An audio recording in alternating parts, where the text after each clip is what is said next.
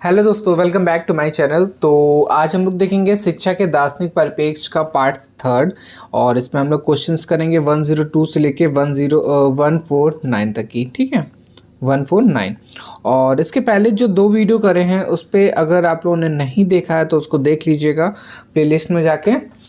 और क्योंकि काफ़ी इंपॉर्टेंट क्वेश्चंस हैं, ये एग्ज़ाम में पूछे जा सकते हैं। ठीक है, तो चलिए स्टार्ट करते हैं। पहला क्वेश्चन है हमारा, पश्चिमी देशों में किसे आधुनिक दर्शन का पिता कहा जाता है? ठीक है, तो इसका आंसर हो जाएगा डेकार्ट का। अब देखिए, नोट डाउन कर लीजिए, काफ़ी कंफ्यूजन होगा इस पे भी कि पश्चिमी देशों में पूछा गया, पश्चिमी देशों में किसे आधुनिक इस पे बोला गया है। एक सेकेंड। आधुनिक पिता बोला गया है। ठीक है, आधुनिक दर्शन के पिता, तो इसका आंसर क्या हो जाएगा? डेकार्ट हो जाएगा। नेक्स्ट बोला गया है प्लेटो किस शिक्षा दर्शन के प्रतिपादक हैं? तो इसका आंसर हो जाएगा आदर्शवादी शिक्षा प्रदर्शन। ठीक है, तो पहला हो जाएगा इसका आंसर आदर्शवादी शिक्षा दर्शन। नेक्स्ट है क्वेश्चन, शिक्षा को उस समय तक फुर्सत नहीं मिलती है जब तक कि दार्शनिक प्रश्न हल नहीं हो जाते हैं। यह कथन किसका है? तो ये आंसर हो जाएगा श्री हर्बर्ट का। ठीक है, तो इस पे क्या हो जाएगा कि दार्शनिक प्रश्न हल नहीं हो जाते, तो इसका आंसर क्या हो जाएगा? श्री हर्बर्ट ने। ठीक है, नेक्स्ट है क्वेश्चन हमारा, बालक यश एवं गौरव के बादलों का पर कदम रखता हुआ स्वर्ग में आता है। ठीक है, यह कथन किसका है? तो ये आंसर हो जाएगा वुडवर्थ का। ठीक है, तो क्या बोला गया है? बालक जो है यश एवं गौरव के बादलों पर, ठीक है, किस पे बोला गया? यश एवं गौरव के बादलों पर कदम रखकर कहाँ पे एंटर करता है या फिर आता है? स्वर्ग में। तो यह कथन किसका हो जाएगा? वुडवर्थ का। ठीक है, नेक्स्ट है क्वेश्चन, किसने शिक्षा को दार्शनिक प्रयोगशाला माना है? तो इसका आंसर क्या हो जाएगा? बी ऑप्शन से जॉन डीवी ने। ठीक है, दार्शनिक प्रयोगशाला किसने माना है? जॉन डीवी ने। नेक्स्ट है क्वेश्चन, जो शिक्षा दर्शन की अपेक्षा करते हैं उन्हें अपने कार्य को प्रभावहीन बना डालने के रूप में इस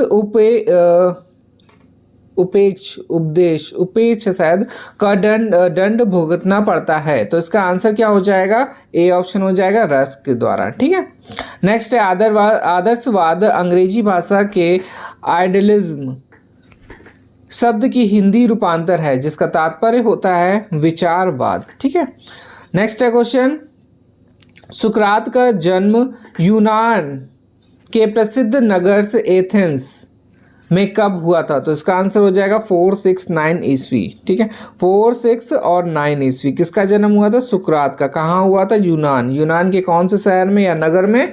एथेंस में। ठीक है, तो सुकरात के दर्शन का प्रमुख सिद्धांत क्या है? बी ऑप्शन से अपने आप को जानो। ठीक है, अपने आप को जानो।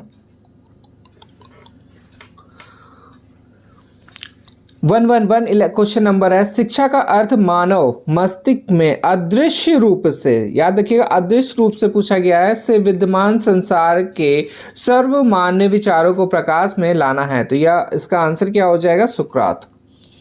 नेक्स्ट है हमारा, किसने कहा कि ज्ञान ही सद्गुण है? तो इसका भी आंसर क्या हो जाएगा? सुकरात। ठीक है, तो सुकरात ने बोला है कि ज्ञान जो है सद्गुण है। फिर है प्लूटो का जन्म, अब फिर से आ जाते हैं, प्लूटो जन्म कहाँ पे हुआ? यूनान प्रसिद्ध नमार एथेंस में कब हुआ था? तो इसका आंसर हो जाएगा 427 ईसा पूर्व। नेक्स्ट क्वेश्चन है, प्लूटो की कृति है, तो इसका आंसर हो जाएगा डी, रिपब्लिक, लॉज और सिंपोजियम्स। फिर प्लूटो की अंतिम कृति है, तो इसका आंसर है लॉज। प्लूटो ने ज्ञान का रूप बताया है, तो इसका आंसर हो जाएगा डी ऑप्शन से। इंद्रजन्य ज्ञान भी है, सम्मति जन्य भी है और चिंतन जन्म भी है। फिर आगे देखते हैं, प्लूटो के संदर्भ में कौन सा कथन सत्य है? तो इसका आंसर हो जाएगा उपयुक्त सभी। प्लूटो ने रिपब्लिक की रचना की, इंपॉर्टेंट क्वेश्चन है कि पूछा जा सकता है ये, की रचना अपने यौवन काल में और लाज की रचना अवस्था में की थी। प्लूटो ने शिक्षा प्रदान करने के लिए एकेडमी स्थापित की थी और प्लूटो स्त्री शिक्षा का समर्थन था। तो सबसे पहला क्वेश्चन ये कि इससे ये भी पूछा जाता कि प्लूटो ने यौवन जब स्टार्टिंग या फिर यौवन का था, यौवन काल में था, तो उसने कौन सी बुक मतलब कि लिखी थी। तो इसका आंसर क्या हो जाएगा, रिपब्लिक हो जाएगा। और वृद्धावस्था में पूछा जाएगा तो आंसर क्या हो जाएगा, लाज हो जाएगा। ठीक है, और इसने एकेडमी की स्थापना करी थी और स्त्री शिक्षा का समर्थक था ये। नेक्स्ट है क्वेश्चन, शिक्षा संबंधी विचारों पर संसार में सबसे पहली पुस्तक है, तो इसका आंसर हो जाएगा रिपब्लिक। ठीक है, अभी क्वेश्चन पढ़ा ये प्लूटो के द्वारा, ये शिक्षा संबंधी विचारों पर, ये शिक्षा संबंधी विचारों पर संसार में सबसे पहली बुक। फिर है मैसेडोनिया के शहर स्टेजीरा में अरस्तु का जन्म कब हुआ, तो इसका आंसर हो जाएगा 838। ठीक है, मैसेडोनिया और स्टेजीरा और अरस्तु का जन्म 383 ईसा पूर्व। नेक्स्ट है प्लूटो ने किसे एकेडमी का मस्तिष्क और सर्वोत्तम पाठक कहा है, तो इसका आंसर हो जाएगा अरस्तु। ठीक है, नेक्स्ट है क्वेश्चन,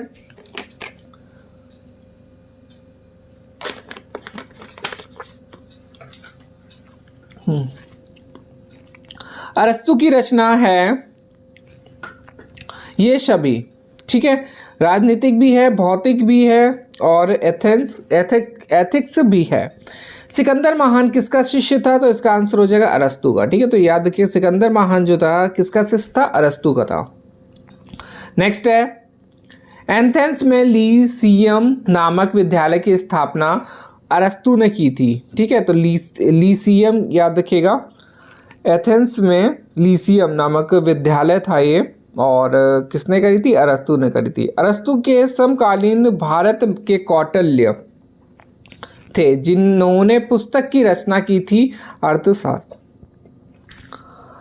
कौटिल्य ने अर्थशास्त्र की रचना की थी। फिर नेक्स्ट है रूसो दर्शन की किस विचारधारा का समर्थक था, तो इसका आंसर हो जाएगा प्रयोजनवादी। नेक्स्ट है शिक्षा का जन्म स्विट्जरलैंड, इंपॉर्टेंट है ये भी, रूसो का जन्म स्विट्जरलैंड। ठीक है, रूसो का जो जन्म है स्विट्जरलैंड में के जेनेवा नामक शहर में कब हुआ था, तो इसका आंसर हो जाएगा 1712 में। ठीक है, 1712 ईस्वी में हुआ था। रूसो का नारा था प्रकृति की ओर लौटो। ठीक है, दो इंपॉर्टेंट पॉइंट हो गए कि रूसो का जन्म कहाँ हुआ था, कब हुआ था, और रूसो का नारा था क्या है, प्रकृति की ओर लौटो। नेक्स्ट है किसने कहा कि सृष्टि के रचयिता के हाथों में आने वाली प्रत्येक वस्तु अच्छी होती है, परंतु मनुष्य के हाथों में आने वाली हाथों में पकड़ कर वह बुरी हो जाती, तो इसका आंसर हो जाएगा रूसो। ठीक है, रूसो ने बोला था। फिर नेक्स्ट है रूसो की रचना, तो इसका आंसर हो जाएगा उपयोग सभी रचनाएं हैं, तो the progress of arts and science तथा रॉबिन्सन्स क्रूसो, सोशल इक्वलिटी व सोशल कॉन्ट्रैक्ट, और नेक्स्ट है एमिल्स तथा द न्यू हेलियाच। नेक्स्ट है एमिल के 3 भाग पुरुष शिक्षा तथा अंतिम भाग किसकी शिक्षा से संबंधित है, तो इसका आंसर हो जाएगा स्त्री से। ठीक है, जो 3 भाग है पुरुष से है और 1 भाग स्त्री से है। एमिल शिक्षा संबंधी है, तो इसका आंसर हो जाएगा ग्रंथ। और रूसो की प्रथम पुस्तक the progress of the art and sciences तथा अंतिम पुस्तक थी, तो इसका आंसर हो जाएगा कन्फेशंस। नेक्स्ट है निषेधात्मक या नकारात्मक शिक्षा प्रतिपादक थे, तो इसका आंसर हो जाएगा रूसो। ठीक है, एमिल में किसने लिखा है कि एक दुर्बल शरीर एक दुर्बल मस्तिष्क का निर्माण करता है, तो इसका आंसर भी हो जाएगा रूसो।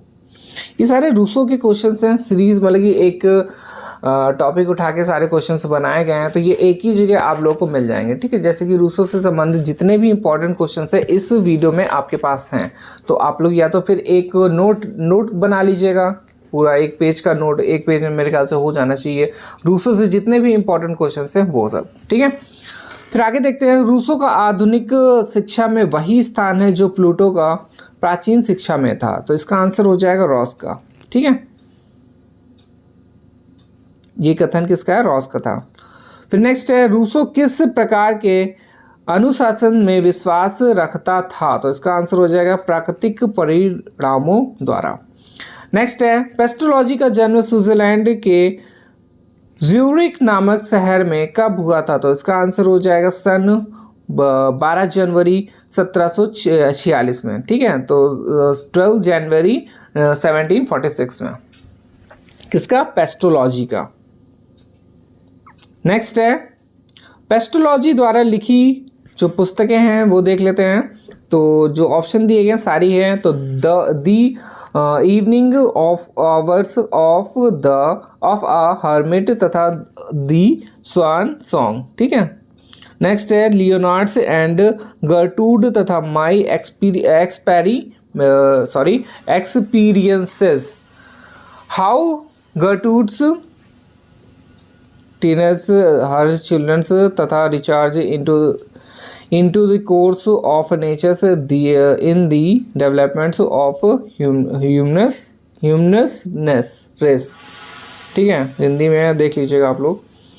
नेक्स्ट है, क्वेश्चन किसने कहा था मैं शिक्षा को मनोवैज्ञानिक बनाना चाहता हूँ? तो इसका आंसर क्या हो जाएगा? पेस्टोलॉजी। अब पेस्टोलॉजी के स्टार्ट हो गया तो पेस्टोलॉजी की पूरी एक सीरीज बना, मतलब कि एक नोट डाउन कर लीजिएगा सारे क्वेश्चन एक जगह। फिर है, आंग्स विधि के प्रतिपादक हैं, तो इसका आंसर हो जाएगा पेस्टोलॉजी। फिर है, फ्रोबेल व हर्बर्ट किसके प्रमुख शिष्य थे? तो इसका भी आंसर क्या हो जाएगा? पेस्टोलॉजी, ठीक है। तो फ्रोबेल व हर्बर्ट जो किसके शिष्य थे? पेस्टोलॉजी के। नेक्स्ट है, पेस्टोलॉजी मूल रूप से किस दार्शनिक विचारधारा के समर्थक थे? तो आंसर हो जाएगा आदर्शवाद, ठीक है। पेस्टोलॉजी जो थे मूल धारा किसके थे, मतलब कि किसके दार्शनिक विचारधारक थे? तो आदर्शवाद। अध्यापक प्रशिक्षण व्यवस्था का सूत्रपात किया पेस्टोलॉजी ने, ठीक है। तो अध्यापक प्रशिक्षण व्यवस्था का सूत्रपात, तो ये इंपॉर्टेंट है, नोट डाउन कर लीजिएगा। हार्वर्ड का जन्म जर्मनी में कहाँ हुआ या कब हुआ? तो इसका आंसर हो जाएगा 1776 में, ठीक है। नेक्स्ट है, हार्वर्ड द्वारा लिखी पुस्तकें हैं, तो इसका आंसर हो जाएगा ये सभी। तो text book in psychology is a science और आउटलाइंस ऑफ एजुकेशन डॉक्ट्रिन। तो नेक्स्ट है, शिक्षा के ज्ञानात्मक पाठ को प्रस्तुत करने हेतु हार्वर्ड ने किस प्रणाली का विकास किया? तो इसका आंसर हो जाएगा पंचपद, ठीक है। पंचपद प्रणाली का इन्होंने विकास किया था। फिर नेक्स्ट है क्वेश्चन, फ्रेडरिक विलियम्स आंग्स्ट फ्रोबेल का जन्म जर्मनी के ओवर, अब देखिए इंपॉर्टेंट है, जर्मनी में हुआ था, ओवर बीजबाक नामक एक छोटे गांव में कब हुआ था? तो इसका आंसर हो जाएगा 1782 में, 1782 में। फिर बालकों की संस्था किंडरगार्टन का संस्थापक कौन था? तो इसका आंसर हो जाएगा फ्रीबल, ठीक है। फ्रीबल ने ही क्रिया वाला स्टार्ट करा था और ये भी क्रिया से रिलेटेड है, किंडरगार्टन।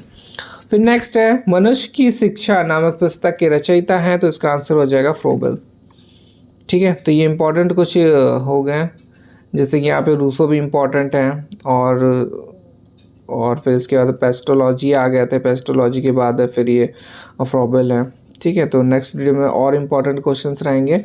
तो ये जो इम्पॉर्टेंट क्वेश्चंस हैं इनको एक बार आप लोग नोट डाउन कर लीजिएगा तो ज़्यादा सही रहेगा, ठीक है। तो आज के लिए हम लोग इतना ही रखते हैं, नेक्स्ट वीडियो में और इम्पॉर्टेंट क्वेश्चंस के साथ मिलेंगे, ठीक है। धन्यवाद।